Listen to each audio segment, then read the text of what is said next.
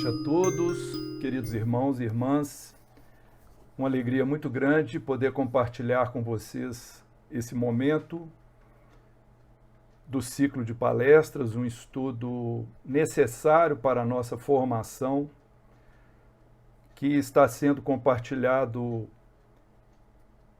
com os encarnados e certamente com uma presença inumerável de desencarnados que temos certeza os nossos queridos benfeitores espirituais têm encaminhado para todos esses momentos, né? Essas iniciativas que surgem das instituições espíritas que não estão em condição atualmente de fazerem reuniões presenciais, mas há essa repercussão, que é uma repercussão importante. E todos nós, não apenas nós que estamos com a palavra, mas todos os irmãos e irmãs, aqueles que já são espíritas há muitos anos, aqueles que estão adiantados nos estudos, aqueles que estão chegando agora, os que estão com curiosidade sobre o espiritismo, aqueles que não são espíritas, mas que estão em busca de um crescimento espiritual, de uma compreensão melhor do cristianismo. Então nós estamos aí imersos nessa mesma situação, e a nossa vibração, o nosso coração, ele certamente vai ajudar, né, a emanação fluídica para que tudo seja direcionado àqueles que estão mais necessitados do que nós. O tema Deus e Jesus, ele parece até um tema um pouco presunçoso para nós, né? Falarmos a respeito de Deus e de Jesus. A gente, com a nossa pequenez, todos nós, mas como faz parte do arcabouço dos princípios fundamentais da doutrina espírita, então nós vemos a necessidade realmente de que a gente aborde o tema de acordo com os fundamentos doutrinários em respeito a todas as demais religiões, porventura presentes, mas a nossa intenção é a gente cobrir o assunto no limite do que a gente conseguiu apanhar, né, empreender aqui das nossas leituras e com a visão espírita no fundo, para que isso possa ser proveitoso e útil para todos nós. Há muitos anos atrás, nós estávamos nos primeiros momentos da palestra espírita da nossa querida Fraternidade Glacos, e estava presente na psicografia o nosso querido irmão Enio, e nós abordamos esse tema pela primeira vez, Deus e Jesus. E quando nós encerramos, naquele momento que o Enio foi fazer os relatos espirituais que ele costumava fazer, nós recordamos que ele disse algo que nos surpreendeu muito, porque a gente não tinha um contato muito íntimo, né, com o Enio, era um senhor, né, da casa que a gente estava conhecendo, respeitava muito, mas o Enio disse o seguinte, quando chegou na fala dele, ele disse, olha, enquanto o nosso irmão estava falando, haviam dois espíritos ao lado dele, Cairbar Schutel e Fidelis Chamoni Jorge. Colocamos duas interrogações, porque nunca tínhamos ouvido falar esses nomes. E ele disse assim, esses espíritos estão com ele para apoiar o tema, que é um tema de grande responsabilidade e repercussão no plano espiritual, é falar sobre a Santíssima Trindade. E ele ainda usou, né, essa expressão que na hora nós não entendemos também, mas agora acho que vai ficar mais claro, daqui um pouco nós vamos falar dessa Santíssima Trindade. Então, quando a gente, feito esse preâmbulo, né, para nós falarmos a respeito de Deus, vamos começar por Deus, a gente sabe que Deus é algo difícil de definir é algo difícil de provar a existência, dentro daquele método cartesiano, né? Que a gente quer ter as coisas palpáveis, né? Às nossas vistas. Então isso não é possível com relação a Deus. A ideia de Deus, ela é muito intuitiva. Nós sabemos que pelo antepassado do povo de Israel, foi ali que surgiu a ideia do Deus único. E ela foi, ao longo do tempo, transmitida para a humanidade, foi se chegando num consenso a respeito disso, com o amadurecimento e o crescimento das nações, a repercussão, né, desse tipo de informação, de crença, de fé. Então foi algo que foi conquistado gradualmente, mas existe também o desenvolvimento puramente natural da ideia de Deus que cada um de nós possui.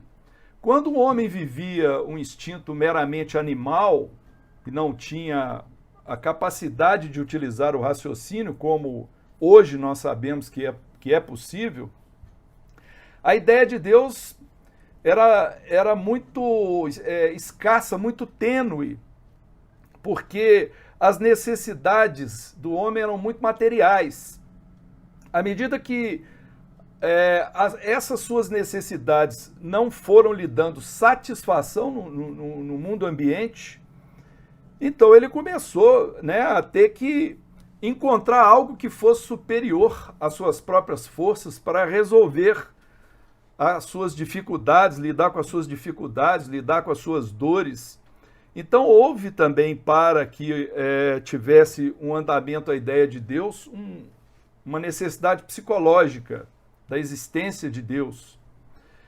Então pode-se dizer que a revelação de Deus aos homens, ela pode ocorrer de 3 modos. Por iniciativa do próprio homem, usando as suas capacidades naturais, o seu entendimento, o seu conhecimento, ele deduzir a possibilidade, a existência de Deus. Mas tem também aquela ideia que atribui ser uma iniciativa da própria divindade, do próprio Deus, revelar-se à humanidade.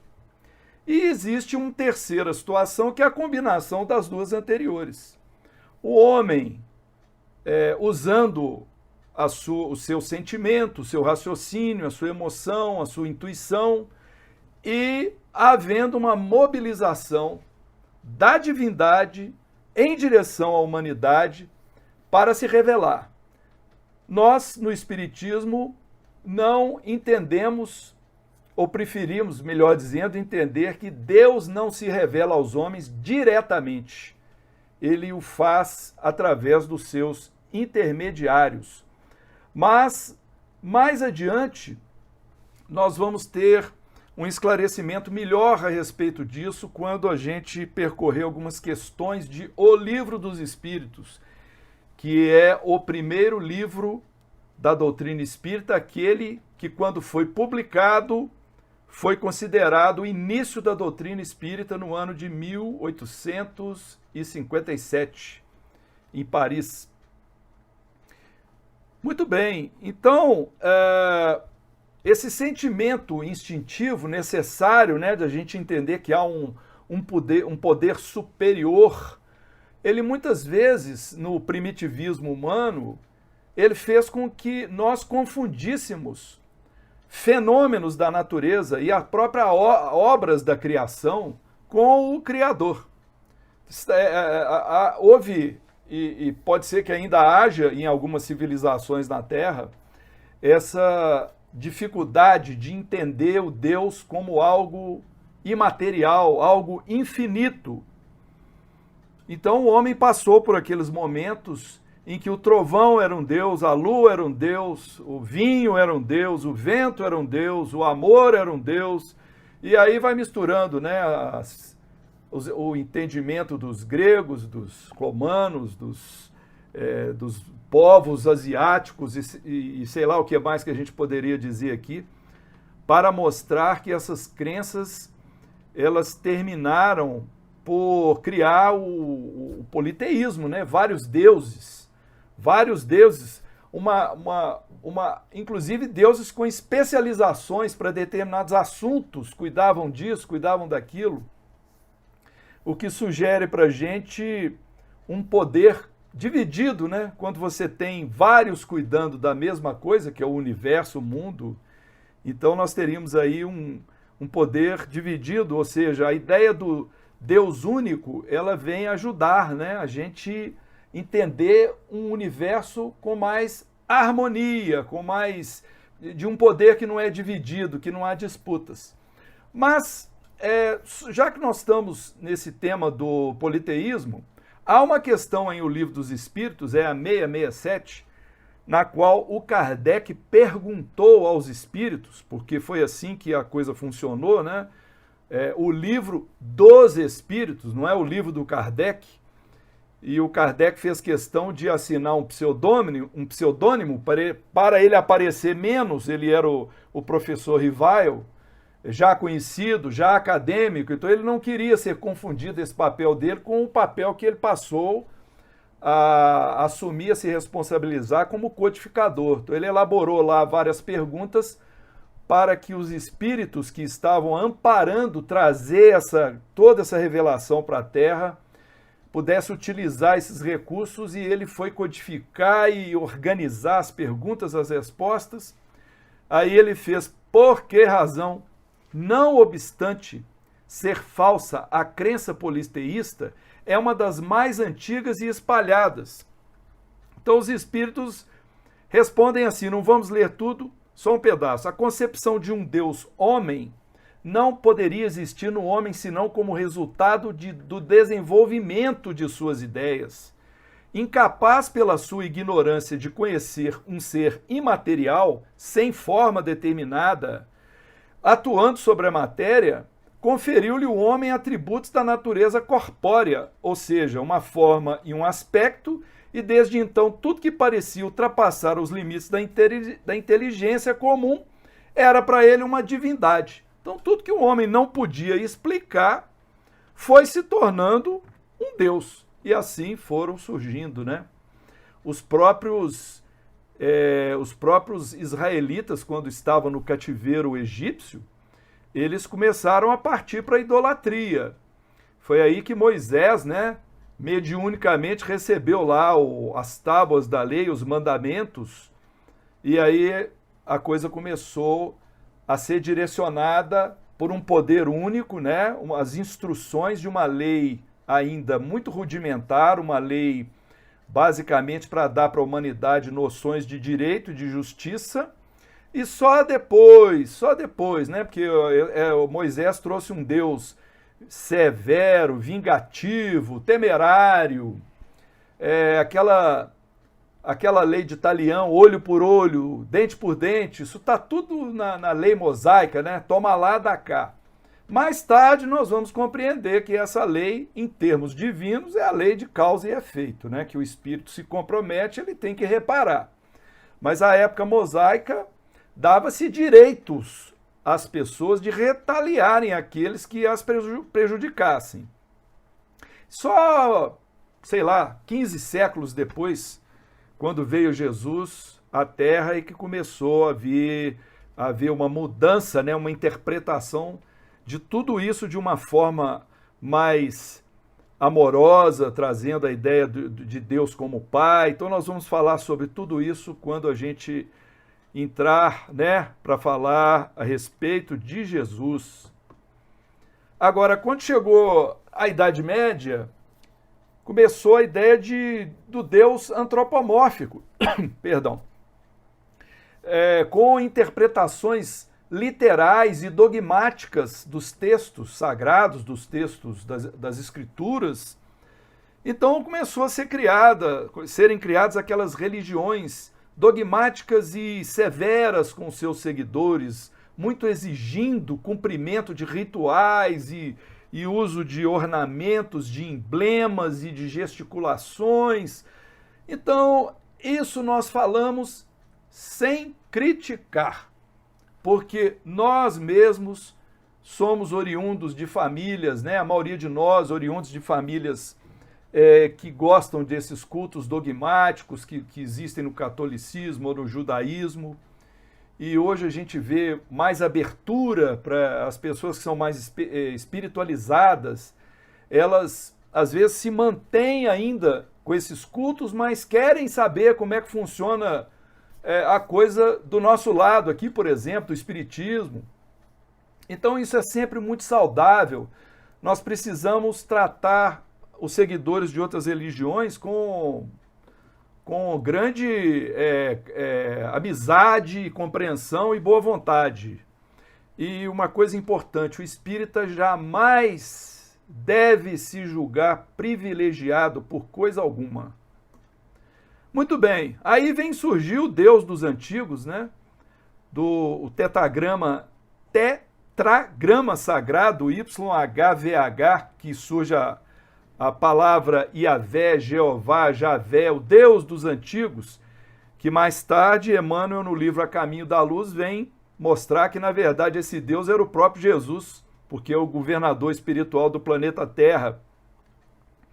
E então esse antropomorfismo, ele surge porque vem dizer as Escrituras que Deus criou o homem à sua imagem e semelhança, mas não se trata de forma, de matéria, de peso, de gravidade. É uma imagem e semelhança da essência divina, da centelha divina, da mônada espiritual, que nós temos a mesma formação que Deus deu, por exemplo, a Jesus. Jesus teve a mesma formação nossa. Então é nisso que nós somos todos semelhantes, todos iguais perante Deus. Nós reservamos aqui um pequeno parágrafo que está na obra A Grande Síntese, do Pietro Ubaldi, aquele médium italiano, porque ele diz algo muito interessante. Ele fala assim: não deveis medir a divindade como medis a vós mesmos. Não tenteis defini-la, muito menos com aquilo que serve para definir-vos a vós mesmos, por multiplicação e expansão de vosso concebível. Se quereis somar ao infinito os vossos superlativos, dizei ao infinito: isto ainda não é Deus. Seja Deus para vós uma direção, uma aspiração, uma tendência, uma meta. Ora, essa frase é muito interessante e eu vou dar um salto aqui lá para a questão número 14 de O Livro dos Espíritos, quando se fala de panteísmo, que não é o que nos interessa aqui agora, né? A pergunta seria: Deus é um ser distinto ou será, como opinam alguns, a resultante de todas as forças e de todas as inteligências do universo reunidas? Então perguntaram, né? O Kardec perguntou se Deus é uma coisa única ou se é um somatório de várias coisas. Não é isso? Aí vem a resposta. Se fosse assim, Deus não existiria, porquanto seria efeito e não a causa. Não pode ser ao mesmo tempo uma coisa e outra. Mas por que nós pulamos do Pietro Ubaldi aquilo que ele falou para isso aqui? Porque em seguida os espíritos dão para nós uma orientação esplendorosa. Eles dizem assim: Deus existe, disso não podeis duvidar, e é o essencial. Crede-me, não vades além. Olha a instrução: não vades além. Ou seja, Deus existe, é o essencial, não vades além. Aí ele completa: não vos percais num labirinto donde não lograríeis sair. Isso não vos tornaria melhores, antes um pouco mais orgulhosos, pois que acreditaríeis saber quando na realidade nada saberíeis. Olha que, de uma certa forma, nos dá um alívio, né? Nós não temos por obrigação tentar ficarmos estudando Deus, procurando buscar, sondar a origem divina, os seus predicados, porque os próprios espíritos pediram que a gente só Se bastasse que Deus existe, compreendesse a sua paternidade, os objetivos divinos, que são a nossa evolução, e a gente não tentasse ficar perscrutando a natureza íntima de Deus, porque isso não vai nos levar a nada. Aliás, para o espírito tem que estudar, né? O elemento de estudo do espiritismo é o espírito.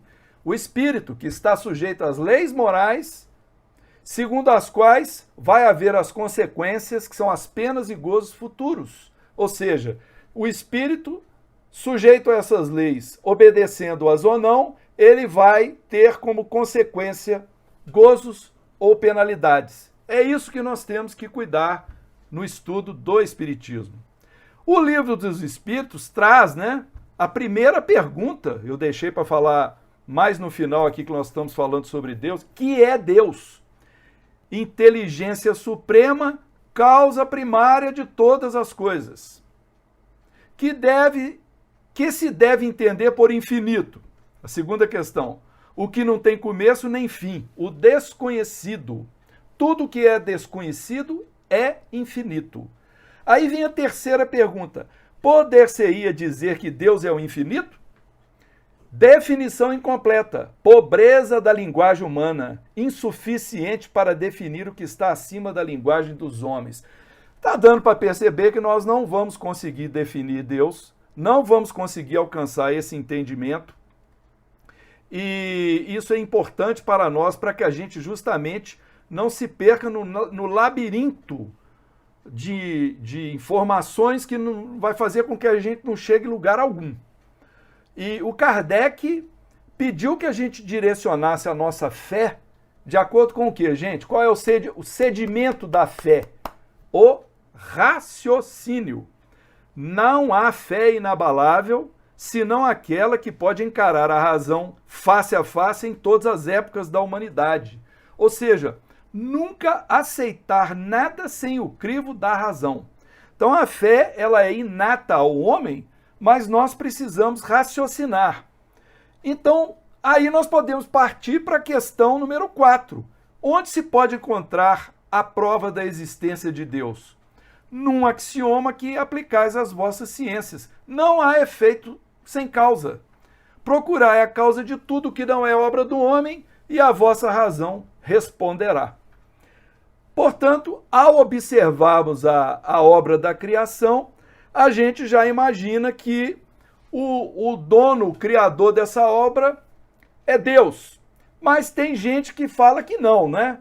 Que foi obra do acaso, que é obra da matéria, que tudo surgiu do acaso, que o universo explodiu lá, o Big Bang, as coisas foram surgindo, né? Os mundos foram surgindo, como se não tivesse havido uma inteligência por detrás de tudo isso que a gente vê. Aí vem a questão número 8, que se deve pensar da opinião dos que atribuem a formação primária a uma combinação fortuita da matéria. Aí os espíritos falam que é um absurdo e que homem de bom senso pode considerar o acaso um ser inteligente. Então, um acaso inteligente não é acaso, não é isso?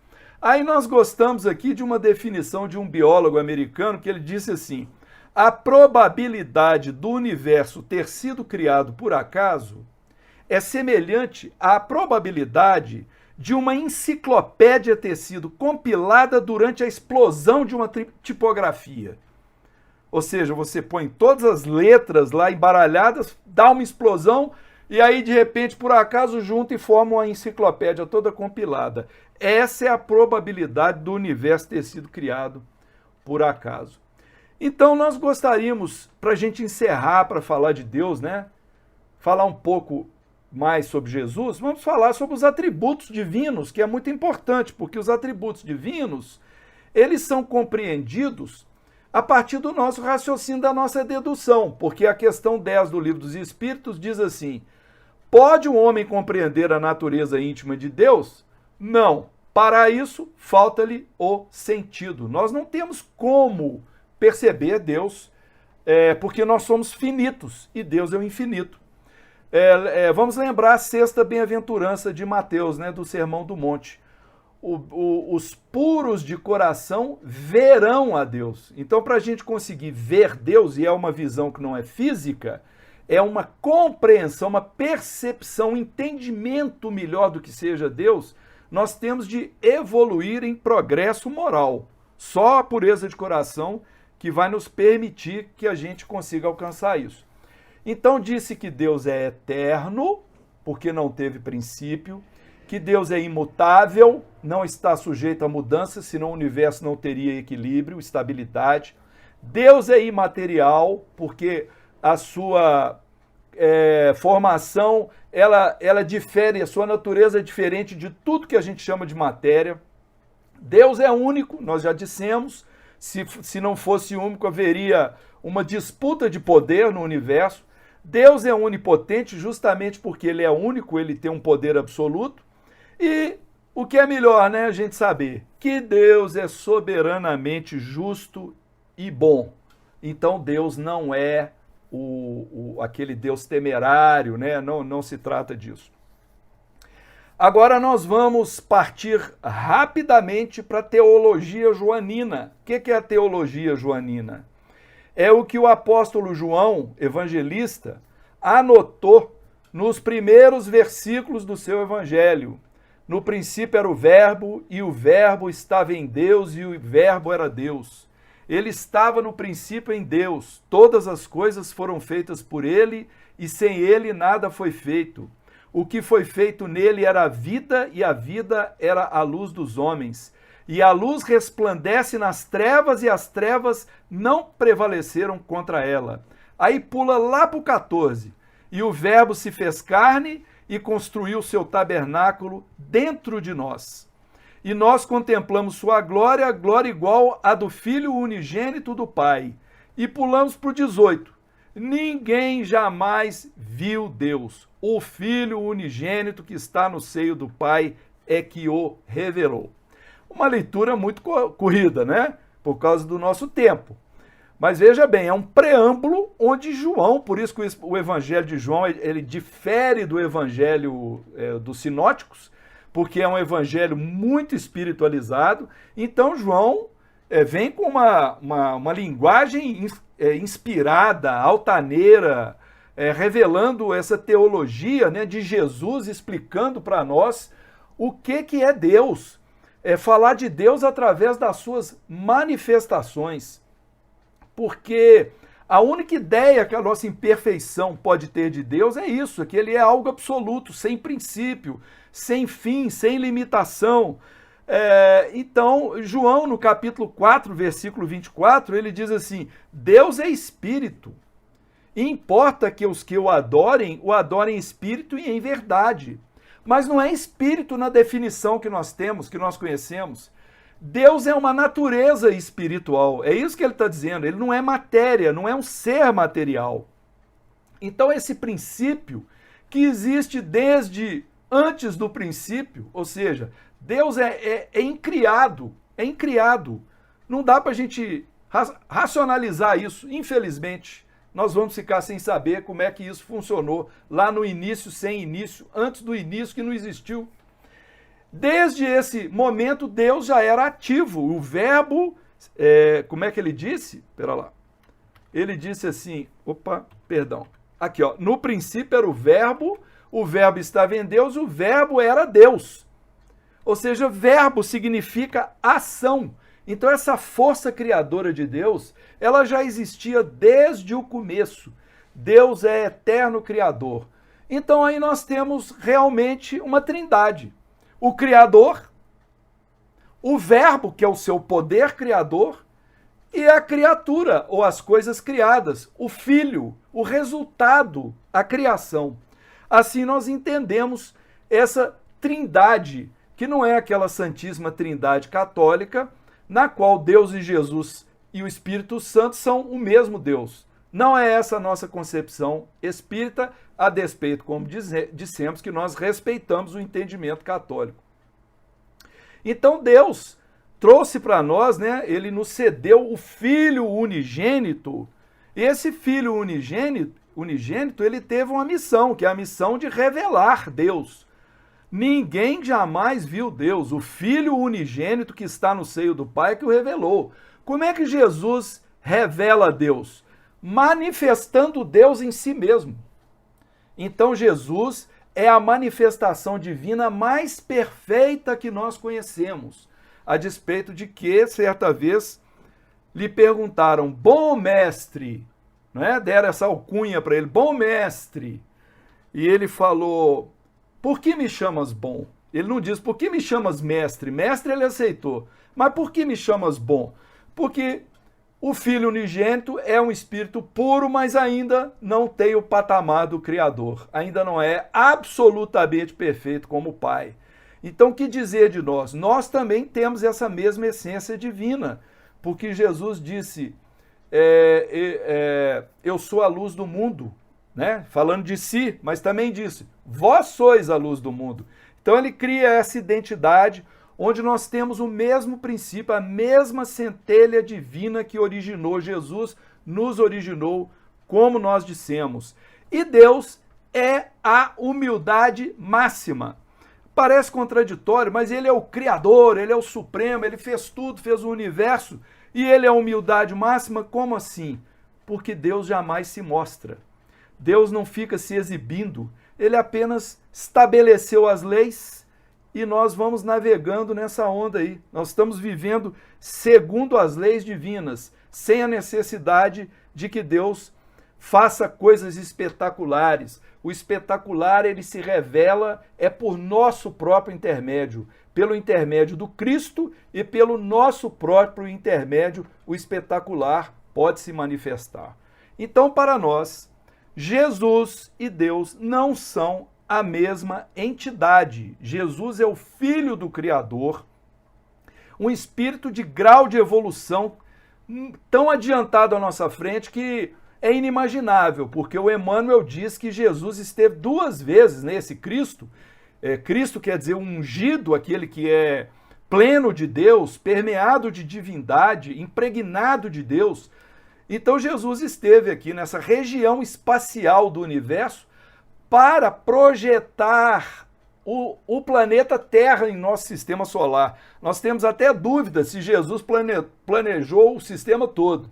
Mas isso nós sabemos, pelo Emmanuel, que ele planejou o nosso planeta, planejou a nossa morada para nos receber. Ele esteve aqui nessa época e depois ele veio na missão encarnada para revelar a lei de Deus através do seu evangelho. Mas qual é a origem de Jesus?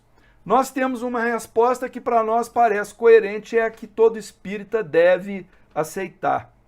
Está na pergunta 115 do Livro dos Espíritos, quando diz assim, dos espíritos, uns terão sido criados bons e outros maus? A resposta da espiritualidade é, Deus criou todos os espíritos simples e ignorantes, isto é, sem saber. Ora, o que Jesus disse depois no Sermão do Monte? Eu não vim destruir a lei. Ou seja, Jesus veio cumprir, obedecer e respeitar a lei de Deus. E a lei de Deus é essa, que os espíritos, todos sem exceção, inclusive do Cristo, sejam criados simples e ignorantes.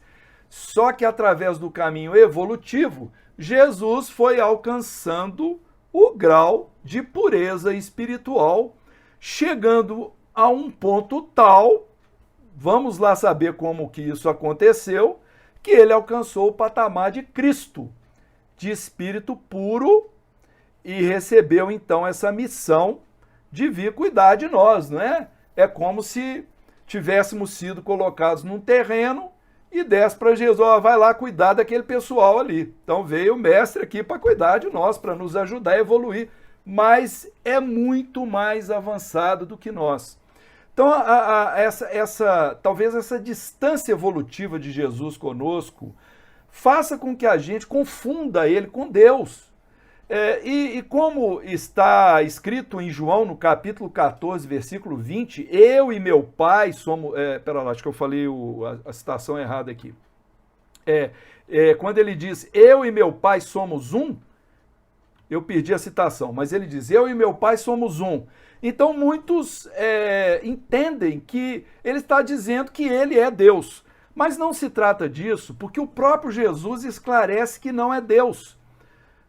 Eu vou citar aqui alguns versículos onde ele coloca Deus acima de si mesmo.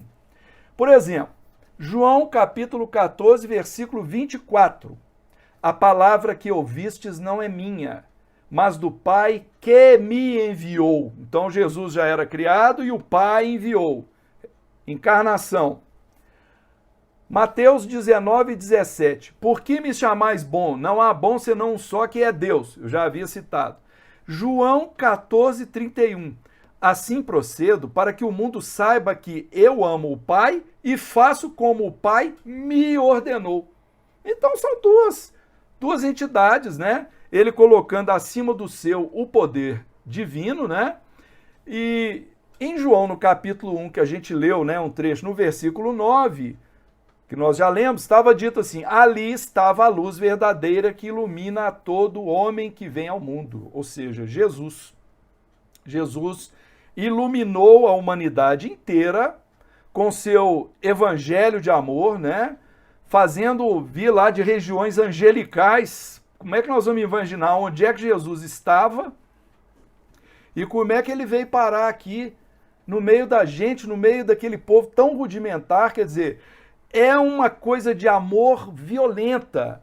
Como nós ouvimos uma vez, é como se a gente tomasse um banho, se perfumasse todo, tivesse no lugar mais lindo, mais maravilhoso, e aí chega o nosso pai e fala assim, olha, tá vendo aquele chiqueiro ali, imundo, de mau cheiro, com todos os porquinhos, todos sujos, você vai ter que entrar lá dentro, vai ter que se sujar lá como eles, e vai ter que se igualar a eles e ensinar o evangelho para eles. Desculpe a pobreza do exemplo, né? Mas é só para dar uma medida da dificuldade, né, que a gente teria para fazer isso, do avanço de Jesus, do Cristo, né, do Cristo, o avanço do Cristo para se humanizar como Jesus, por isso ele se chamava de Filho do Homem, para trazer essa mensagem maravilhosa, né? Ele estava no mundo e o mundo foi feito por ele e o mundo não o reconheceu. Quer dizer, o mundo não reconheceu o nosso escultor divino, aquele que nos trouxe essa mensagem maravilhosa. Olha, existem aqui ainda muitas lâminas de um material muito grande, muito bom que nós encontramos na FEB, falando a respeito da missão de Jesus, que é encaminhar a humanidade para o bem, para a luz, e realmente o que Jesus fez o tempo todo foi mostrar o caminho do reino de Deus, que o reino de Deus não é lugar, é um estágio espiritual acima do nosso, mostrando o que era dispensável. Toda planta que meu Pai Celestial não plantou será arrancada. Essas questões dogmáticas, ritualísticas e uma série de outras coisas que nos enganam, como se a gente fizesse uma troca com Deus, a gente faz oferendas e Deus vai ficar feliz, aí a gente faz jejum, aí a gente acende vela, a gente faz isso, faz aquilo, reza um monte de orações seguidamente, as mesmas fórmulas. Deus quer a nossa evolução espiritual. Mas se a gente pudesse guardar um minuto aqui, no meu relógio são 7h42. Me pediram para terminar entre 7h45 e 7h50. Então eu tenho 8 minutos. Eu gostaria muito de ler aqui, meus irmãos, uma mensagem do André Luiz falando de Jesus, que é maravilhosa. Ela se encontra no livro Apostilas da Vida. E eu acho que vai ser um desfecho muito bom aqui para a gente encerrar num astral que fica acima do nosso, né? Da pobreza da nossa fala, né? Então vamos ver. André Luiz diz assim, primeira lição de Apostilas da vida, intitulada Brilhe vossa luz. Corre incessantemente o caudaloso rio da vida. Iniciam-se viagens longas, embarca-se, desembarca-se, entre esperanças renovadas e prantos de despedida. Viajores partem, viajores tornam, como é difícil atingir o porto de renovação. Quase sempre a imprevidência e a inquietude precipitam-se nas profundezas sombrias. Para vencer a jornada laboriosa, é preciso aprender com alguém que foi o caminho, a verdade e a vida. Ele não era conquistador e fundou o maior de todos os domínios. Não era geógrafo e descortinou os sublimes continentes da imortalidade. Não era legislador e iluminou os códigos do mundo. Não era filósofo e resolveu os enigmas da alma. Não era juiz e ensinou a justiça com misericórdia. Não era teólogo e revelou a fé viva. Não era sacerdote e fez o sermão inesquecível. Não era diplomata e trouxe a fórmula da paz. Não era médico e limpou os leprosos, restaurou a visão dos cegos, levantou os paralíticos do corpo e do espírito. Não era cirurgião e extirpou a chaga da animalidade primitiva. Não era sociólogo e estabeleceu a solidariedade humana. Não era cientista e foi o sábio dos sábios. Não era escritor e deixou ao planeta o maior dos livros. Não era advogado e defendeu a causa da humanidade inteira. Não era engenheiro e traçou caminhos imperecíveis. Não era economista e ensinou a distribuição dos bens da vida a cada um por suas obras. Não era guerreiro e continua conquistando as almas há quase 20 séculos. Não era químico e transformou a lama das paixões em ouro da espiritualidade superior. Não era físico e edificou o equilíbrio da terra. Não era astrônomo e desvendou os mundos novos da imensidade, enriquecendo de luz o porvir humano. Não era escultor e modelou corações, convertendo-os em poemas vivos de bondade e esperança. Ele foi o mestre, o salvador, o companheiro, o amigo certo, humilde na manjedoura, devotado no amor aos infelizes, sublime em todas as lições, forte, otimista, fiel ao Supremo Senhor, até a cruz. Bem-aventurados os seus discípulos sinceros, que se transformam em servidores do mundo por amor ao seu amor.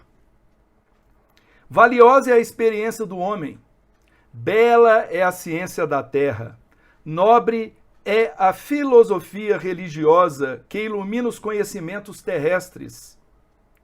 Admiráveis são a indústria das nações, vigorosa é a inteligência das criaturas, maravilhosos são os sistemas políticos dos povos mais cultos.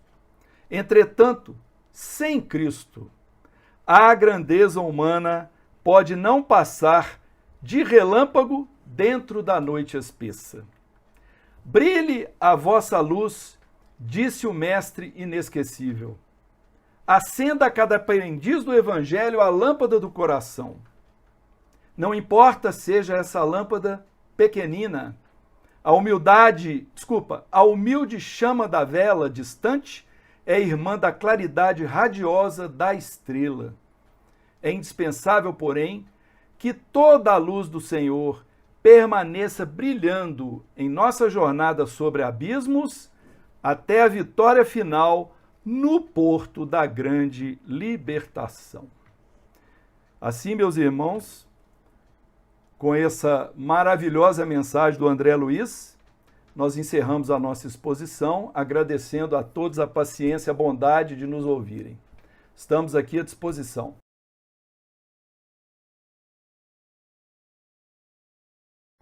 Podemos agradar ou ofender a Deus.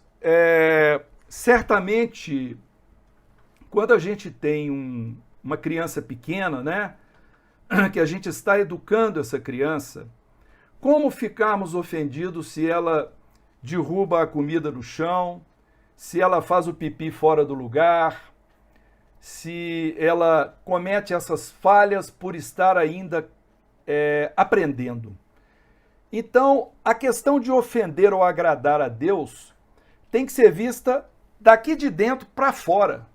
Nós é que temos que compreender aquilo que a gente vai fazer, que vai agradar a Deus e que poderia não agradar. Porque Deus em si, essa inteligência suprema, ela não vai ficar ofendido com nada.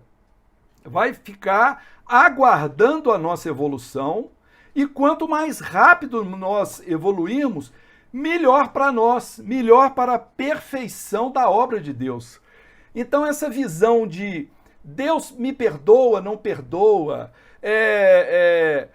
Deus ficou ofendido, não ficou ofendido, é uma coisa de culpa muito nossa. Porque para uma inteligência suprema, para esse ser que nós não podemos nem definir, isso é muito limitado, esse entendimento nosso. É preferível a gente pensar assim, eu estou ofendendo Deus, eu preciso conhecer a lei dele, né? Como é que eu vou conhecer a lei de Deus?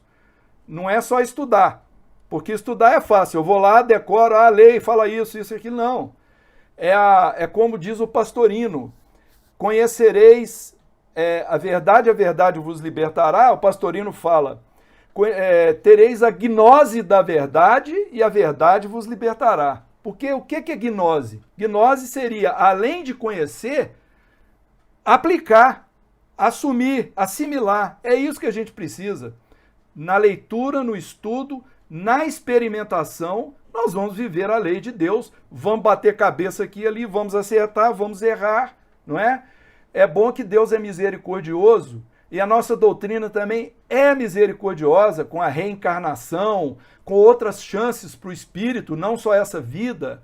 Então todo esse processo de culpa que a gente sente, ele pode ser diluído com esse aprendizado, com arrependimento, mas não pode parar por aí.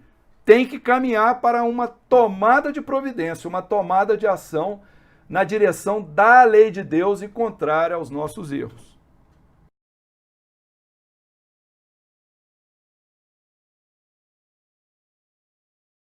O Espírito Santo, a gente tem que pensar em um Espírito Santo e não em o Espírito Santo. É só essa a diferença.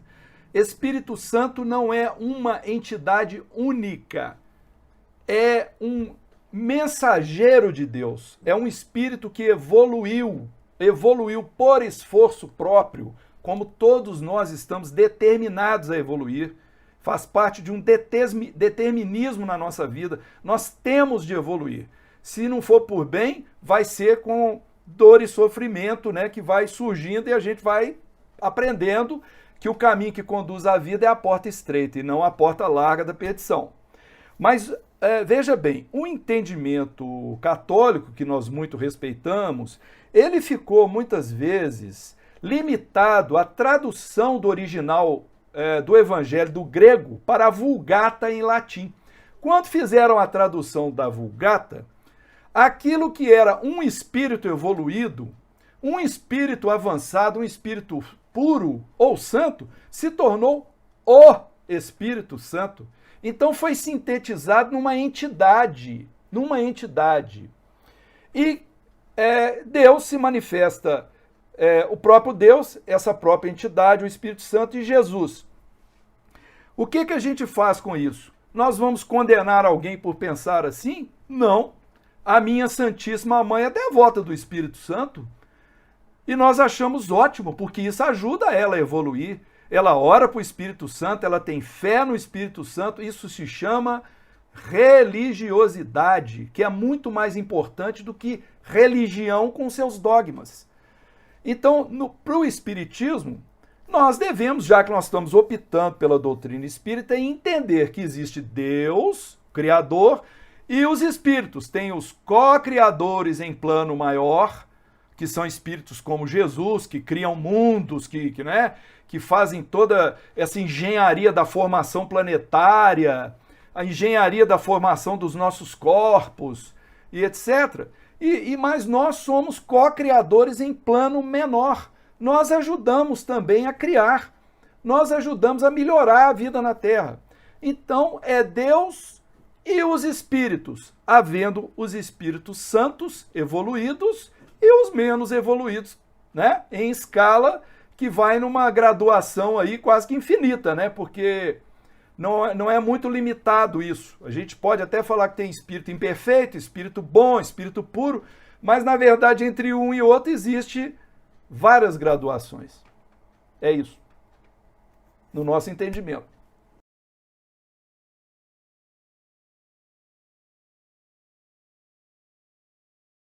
O nascimento de Jesus, ele é um nascimento biológico. O que se discute é a fecundação, é a concepção. Essa que é a questão. Se Maria era virgem, foi virgem biologicamente, porque na verdade a virgindade ela foi associada à castidade espiritual. Ora, Deus, ele colocou para nós uma lei, que é uma lei sagrada, que é o sexo, a preservação da espécie. Nós temos que reproduzir para a preservação da espécie. Então nós não podemos misturar a promiscuidade, a maldade, né, que é associada ao sexo, com o sexo em si. Então essa questão ela é de pouquíssima importância para nós. Se Maria foi virgem, se não foi virgem, porque na época a igreja dava importância a isso, né? Então a Virgem Maria. A importância que a gente deve dar é que era uma moça jovem, pura e de uma humildade impressionante. Porque quando o anjo chega para ela e fala com ela, você vai conceber um filho aí, você vai trazer o nosso Senhor e tal. O que ela fala? Faça-se a tua vontade, eis aqui a escrava do Senhor. Então é isso que importa. Não importa se era virgem, se não era virgem, se essa santidade associada. Claro, Maria não era um espírito perfeito. Ela não era um espírito perfeito, mas ela tinha, como Maria de Nazaré, todas as qualidades necessárias para criar Jesus. Uma mãe que não era dominadora, que não era castradora, que não era castigadora, ela deixou Jesus entrar pela infância e adolescência, expandir a mente dele, porque a mente dele foi, de uma certa forma, constrangida à matéria, e isso depois ela teve de expandir e deixar que isso acontecesse. Então isso é que é bonito, é disso que a gente deve guardar, sabe? E o respeito que há pela Nossa Senhora, pela Santíssima Maria, isso tudo também é muito bonito. As pessoas, né, exprimem esse amor pela Mãe de Jesus, criando várias Nossas Senhoras. Nossa Senhora disso, Nossa Senhora daquilo, Santíssima isso. Ora, isso tudo é válido, isso tudo é maravilhoso, tem que ser proveitoso para todos nós esse entendimento. Eu espero que eu tenha respondido dentro da minha limitação aqui, né?